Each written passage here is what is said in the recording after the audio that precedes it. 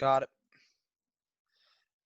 So from there, if anyone hasn't met me, I am one of the two coaches of the program. Richard Ferguson, English teacher at DJUSD. Davis High is the other coach of the program. And if you have any questions, my email is there, moretti@ucdavis.edu. I think that's probably pretty easy to remember. And just contact me there. I assume it's just a better email to contact me through than my personal email when it comes to, speech and debate related issues. And then next, I'm going to talk about the ground rules that we all should, attain to as members of this group. Number one, team is fundamentally built for a positive learning environment to exist that enables students to advocate, argue effectively, and tell stories that are meaningful to them. Speech and debate is the most effective form of advocacy students at the junior high and high school level have access to in a structured and efficient way. And I think that's really important, something that I hold really dear, that I take seriously in that I ensure and help ensure that everyone has equal access to tools to ensure that their voices can be heard. And that's what this team is all about at its fundamental core. And the other thing is no disrespect of any peers are allowed. Like, do not put someone down because their competitive results are worse. Don't put someone down because you don't like them as a person. Don't put anyone down for any petty thing that doesn't really mean much at the end. Treat every single person on the team with respect, dignity, because they're your peer and they're your teammate. And anyone who doesn't do that isn't really part of the team. That's the fundamental thing that we all have to fall under. And the other thing is the team is built on this idea of public service.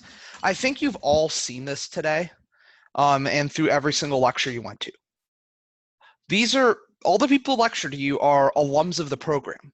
They're people who have graduated, have no real affiliation with the team left. They have no obligation to take a lot of time out of their day to put together a presentation, to teach you all skills. But they do so because they care deeply about this activity. They care deeply about public service and helping other people and advancing this activity to the next generation. And so the one thing that you should all take away from this activity when you graduate high school is that this activity exists because people are willing to put time, energy, and effort into ensuring that you have access to compete. And once you graduate, to some degree, you should pay that back and pay it forward. That's one of the core fundamentals of this team. I'm a graduate of this program, and if I wasn't a graduate of this program, I don't think I'd be coaching today, because we've always had this desire and this culture of working hard to ensure that what you were able to accomplish isn't just an indictment of what you accomplished, but you're willing to pay it forward and work hard and ensure the next generation of students that comes after you learns and grows and improves. That's what this team is about, and that's what makes it great. And that's something that I hope I can impart in all of you. And so from there, another thing, I forgot out a title, sorry about that, but there's zero room for discrimination or harassment in anyone on this team. For more information, see the updated handbook. That'll be on Shutterfly in a few weeks. But basically, we will effectively have a zero tolerance policy on harassment and discrimination of any sense, because this needs to be a safe environment.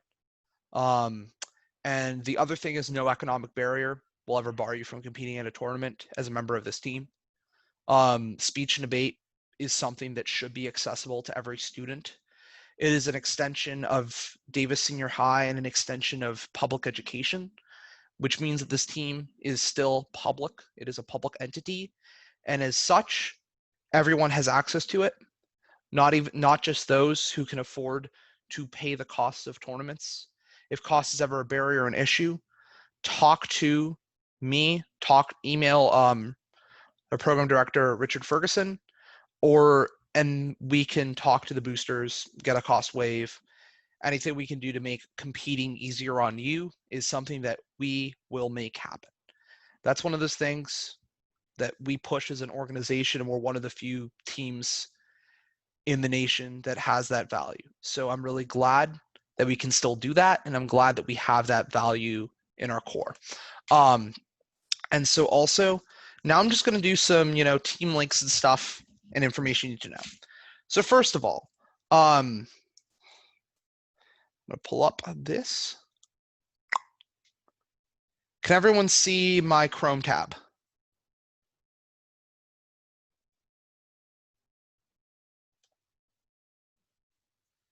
Can everyone see it now?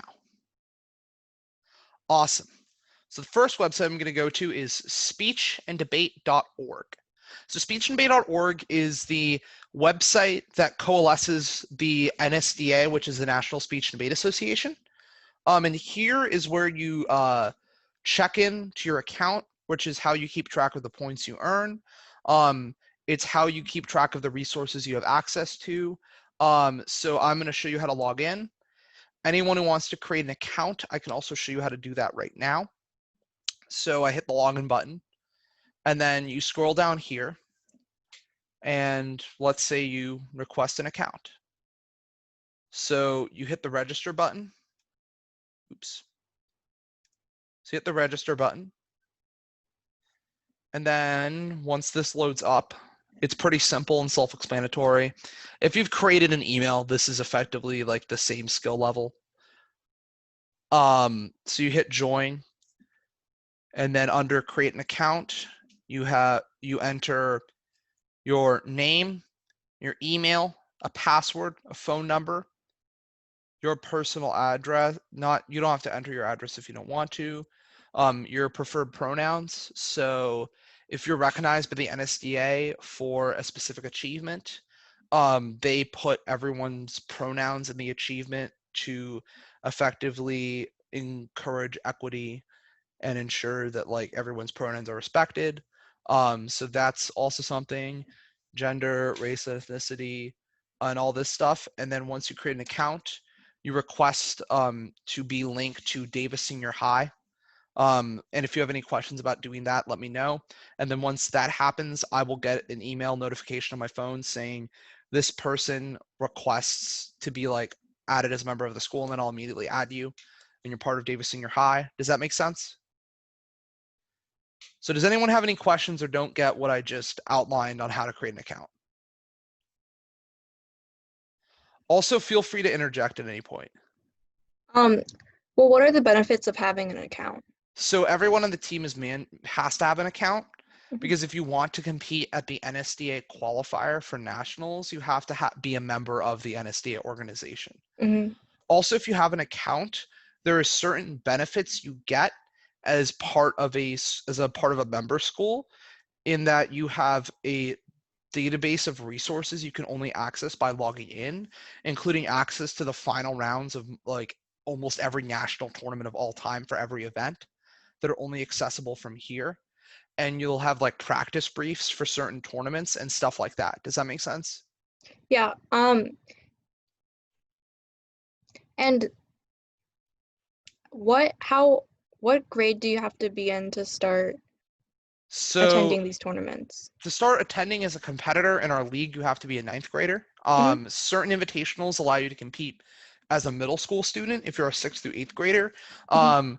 And I will let everyone know how that works. Also, I don't know if they have to sign up as as under their middle school name or under Davis Senior High. So there's a lot of logistical stuff we'll have to resolve. But ninth graders can sign up and can compete at the league level. Also, does having a membership cost money? So it costs after you earn 25 points, it costs $20.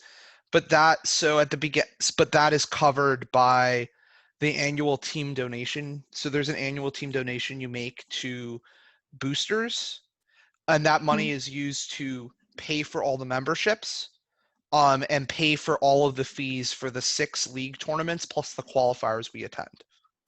Oh, okay. And that is a suggested donation. If you can't afford to pay it, it's totally fine. You can still compete. Nothing is held against you. It's just part of the funding we have to ensure that we have a base of money to ensure that everyone can compete at all of the leagues from the start. Does that make sense? Yeah. Awesome. And then from here, this is where you sign up for tournaments. DHS speechdebate.shutterfly.com. And so basically how it works is if you want to sign up, we basically just send you a invitation link, and then once you do that, you create an account and your link to this. And how it works is if you want to sign up for a tournament, there's the sign up link, and you hit the sign up link, and let's say you want to compete at the Yale Invitational. You scroll onto the event you want to do. Let's say you want to do Congress, so you hit edit on the side, then you enter your name, and then that's how you sign up. Does that make sense? Awesome. So that's what signing up looks like. We will send everyone who wants to be on the team a sign up link for the Shutterfly in the next coming days. And then finally, tabroom.com. So tabroom.com, and if I'm going too fast for anyone, you can just interject, tell me to slow down, be totally happy to. So tabroom.com, this is where all of the tournaments are located and all the details surrounding the tournaments exist. And so to create an account, it's the same thing. You just at the top create an account.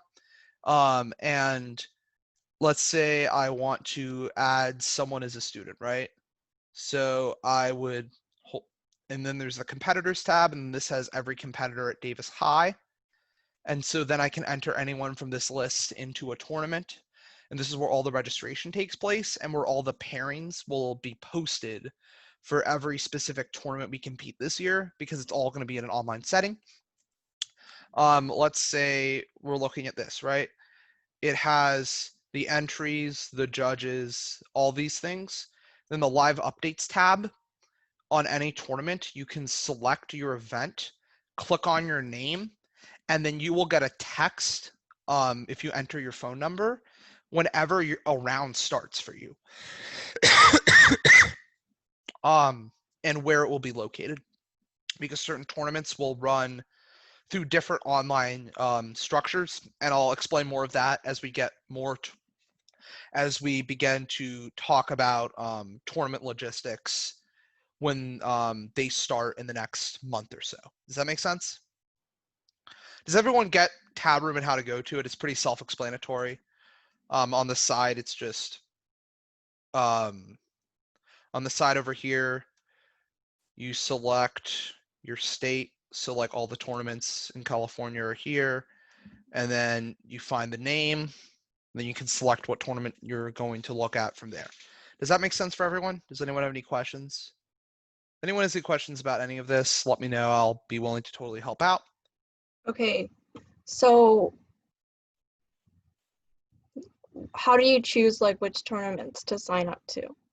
So the tournaments that we offer as a program are specifically on Shutterfly. So those are the ones that you have access to compete in. You can choose whether or not to compete in those. Mm-hmm. And then once the sign-up deadline happens for whatever the tournament is, which will be specified on the Shutterfly, I compile and look through the list and enter everyone into Tabroom. So the students don't register, the coaches register the students. Oh, okay. We just need a separate organization to have signups so then I can see who wants to go and then sign up people in the Tabroom, right? Because if students sign themselves up, it's a lot of a liability, right? Mm-hmm. Okay, so I don't really have to worry about None of this. stuff. The only thing you have to worry about with Tabroom is seeing your parents. And I'll send Seeing my what? Oh, pairings. So like who you're paired against this round, and it explains what like Zoom room to go to or something. It has like a link on where to go to compete. Does that make sense? Yes. So that's the only thing you'll need Taproom for. I'm just Okay. showing you how it works. So if anyone has any questions down the road, they'll know where to look. Okay. And then before every tournament that's on Tabroom, I'll send everyone a link to the Tabroom tournament page through email. Okay. Mm-hmm. Okay. So this is like the 3 major websites that you'll all need to know to a degree. So I'm now going to go back to the PowerPoint. Then from here, I'm gonna scroll down, communication. So I'm just gonna talk specifically about the chain of communication, because a lot of times in the past, like someone's reached out to like me to solve an issue and then I fix it, and then someone else tries to also solve the issue, and so it just creates headaches. So this year I'm basically instituting a chain of command. If you have an issue or anything that comes up, first off, talk to one of the 4 senior captains. Um, Alex, Connor, Annie, and Carissa. If you have any questions, feel free to contact them or contact me. Totally fine either way. And if they don't know what the answer is, they'll ask me and I can help resolve that. But if there's any major issue, specifically like anything regarding, cost of a tournament, anything major that you feel would personally, like you wouldn't want to ask the question of to a peer of yours, someone who's still a high school student, please feel free to email me confidentially or email Ferguson. Does that make sense? Because um, anything that is major or personal, uh, please don't ask a peer about. Only ask me or Ferguson, as we are both employees of the district and are forced to undergo specific training and everything. Does that make sense? Awesome. And then from there, so a major thing that I'm going to be implementing this year is one-on-one coaching, because it's really hard specifically for me to like work with everyone in Zoom practices. What I'm going to do is I'm going to do like every week for specific time frames, I'm going to do one-on-one coaching, and everyone has the ability to go into this spreadsheet and reserve a 30-minute session if they're someone who does a solo event, or if they want to reserve it with that time slot with their partner for like a partner debate event, they can reserve up to an hour. And how it works is you can only reserve one session every 2 weeks, or depending on how many people are asking, because I don't want like one person signing up for 4 sessions and then I don't have any blocks to give someone who hasn't signed up for any. Does that make sense? And so I'll send out a link in the chat for that in a bit. Um, and that's basically just so everyone feels that they can contact and work with me at any specific time, and that if they have any questions about their event, I'm there to help. Does that make sense? Awesome. And then I will set up a Google Classroom for the full team in the next few days where, info for practices is correlated. And then each event wing will have their, Google Classroom and other centralized communication method to communicate with, and the people who lead those specific events. And we'll talk more about that as time goes on. And so from there, that's basically all I have just to cover stuff that we haven't talked about so far. And now I'm just going to do a brief Q&A segment. So questions about the team, questions about anything, and everything under the sun. Just anyone has any questions, feel free to ask. And that'll start now.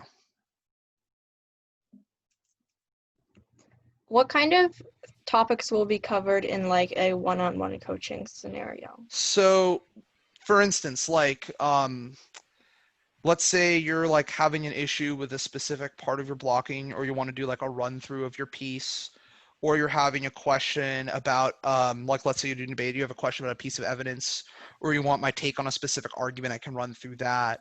If you're having issues specifically with like hand gestures, I can work with you one-on-one on hand gestures, or just like any specific minor details that you're having an issue with when it comes to competing. Does that make sense? Yeah, and we can only do one-on-one coaching with you, Or or anyone who is oh, willing to do that. I'm just specifically putting out a link because I'm one of the official coaches of the program. oh, okay. Does that make sense? Yeah. Any alum who is willing to, some of them are setting it up. Totally. It's not just me. I just specifically put that aside so if anyone has a question, they can ask me. Does that make sense? Because it's my lecture. I don't want to like say any or like obligate anyone else to do extra work. I'm only going to obligate myself to. Does that make sense? Yeah. Anyone else have any questions? I have a question. Sure. Can you post the link of the spreadsheets again? Sure, Kessler. Give me 1 second. Oh, and also I'm gonna do one more thing. I'm gonna post something in the chat. So Ellen asked a question: how long should someone be on the team before going to a tournament? So the first league tournament is the second weekend of October, and anyone who has been on the team for any length should and can go to that, because that's just a friendly competition of 4 debate rounds against people from our region in the Sacramento Valley. And so it's not going to be scary. You'll be in the novice division if you're new to the team. So you'll be competing against students your own age who are also new to debate. And it's a complete learning experience. Does that make sense? Can you also do it for speech or no? Yeah, for speech as well. Oh. But the first league is debate, and then 2 weekends after that is the first novice speech tournament. Oh, so that's like Halloween time? The weekend before the Halloween weekend. Yes. Okay. And we will send out a schedule in the next week for everything, okay? There's still a league meeting to resolve the final league schedule of the year in the next few days, so I won't have that officially out to everyone until that happens. Kessler, I'll send you the link. And then also I put a forms link in the chat. That is basically where you list your name, your grade, and the events that you're interested in competing in, so we can basically get a sense of specific interests people have and plan for the upcoming year. Everyone, please fill that out if you can. And then I'm also going to post the spreadsheet link. The spreadsheet link. I can't talk today. So here are the 2 links. Have any more questions? Look, I have a quick thing. Yeah. So for those of you who are interested in like practicing debate right away, there is an interest form in our most recent Zoom link on Google Classroom post, and so we need enough people to actually run practice rounds and then a practice tournament. Mm-hmm. So if we don't get enough people, that's not going to happen. So basically before the camp closer, if we don't have enough people, we're just going to say it's like we're going to cancel it because it's not worth our time, and then also it's not worth getting like people to come help out if it's only a few people. Yeah, that's it. So if you're interested in debate, please sign up for that. And then from there, I'll just go over a few other things. Normally we would have practice from 2:30 to 4:30 in the room N2, but I don't think that'll happen this year, sadly. Because you have schools reopen, I don't think we can safely do that. And so everything will be done via Zoom. I will do my best. We will do our best as a collective to ensure effective communication and ensure everyone has access to compete. And if anyone has any issues, please feel free to reach out to me. I'm always open and willing to ensure and work tirelessly to make sure that everyone has access to compete, because I think this is a really important activity and a really meaningful way to spend your time as a high school student. And a lot of times you can compete in both speech and debate. And there are a few things like we don't know if some tournaments will have speech where you record your speech and then you send it in, and some will have it where you do your speeches live over Zoom for every round. And so I don't know fully what our league is going to do about that, and I will give everyone updates regarding asynchronous versus synchronous competition for league as soon as that is finalized. But from there, that's all I have to say. And so, yeah. Just for the Google form, it only lets you select one event. Oh, if you want to do more than one, you can just write in the other events under other. I think that was an oversight on my part. Sorry about that. That's fine. I made it quickly before the meeting because I realized I forgot to do that. So I'm sorry if that's it's confusing for anyone. Okay.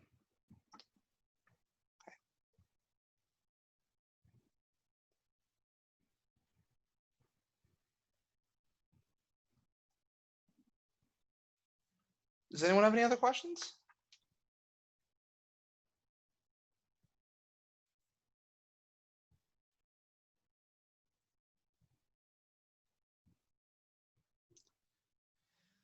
And then also I'm going to figure out 6th through 8th grade competition because I know junior high kids want to compete and have that access. So I'll try to figure that out in the next few days.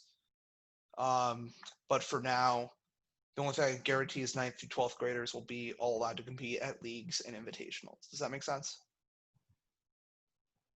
Sorry, Kessler. Okay, so barring no more questions, I'm going to end this meeting. It's great to see y'all. I'll see y'all at 5. I'm really excited for this year. I know, like, it's kind of sad I'm not getting to, do this meeting in person with everyone, and it's, tough, but we'll get through it and we'll have a positive year with everything. Because speech debate is one of the few, academic extracurriculars that are left that can be translated into the online setting. And so I'm glad you all still are having these opportunities to compete even through Zoom calls. So glad you all came. I'm really happy you all sat through a lot of lectures, learned a lot, and were really willing to ask questions and learn. That's really meaningful. Thank you. Have a great day. And I'm really excited to see you all on the team this year. Thank you. Thank you. Bye.